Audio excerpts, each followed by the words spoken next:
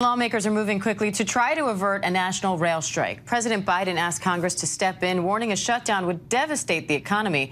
ABC News political reporter Brittany Shepard joins me live now for more on that.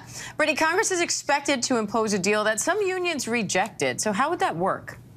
Well, basically, with the railroad companies being unable to get to any kind of agreement with their members, President Biden stepped in and say, "Well, I'm going to force your hand. I'm going to do that for you," which has made, some leaders very happy, but some rank-and-file members very upset because they are pushing to get more days of paid leave off. They're saying that their working conditions are just unjust. But how can Congress even enforce this? Well, it's something called the Railway Labor Act. It's a little arcane, but in it, it says that union employees are kind of bound to what Congress acts. And if Congress acts and says that they have to go to work, if those union employees don't show up, they're going to be doing something called a wildcat strike. It's illegal, and it enables their bosses to threat to replace them or even just fire them.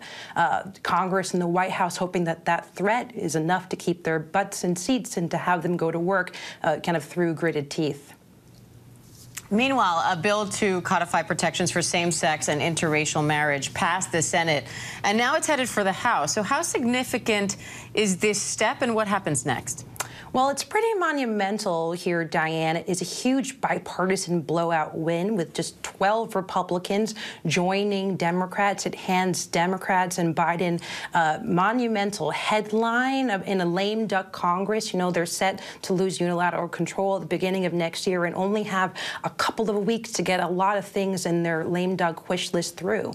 I think it's important to remember that it wasn't ancient history when interracial and same-sex marriage was just outright illegal.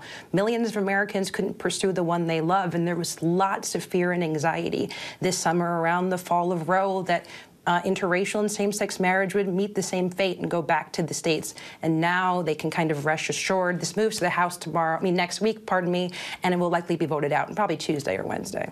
And while all this is happening, Democrats are also voting on their new House leadership today. What does this shift mean for the future of the party?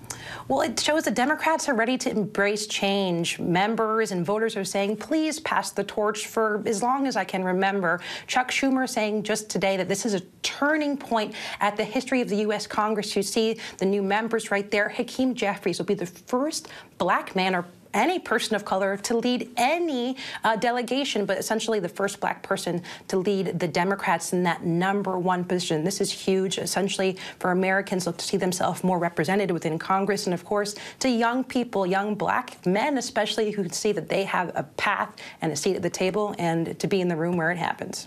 All right, Brittany Shepard, always great to have you. Thank you.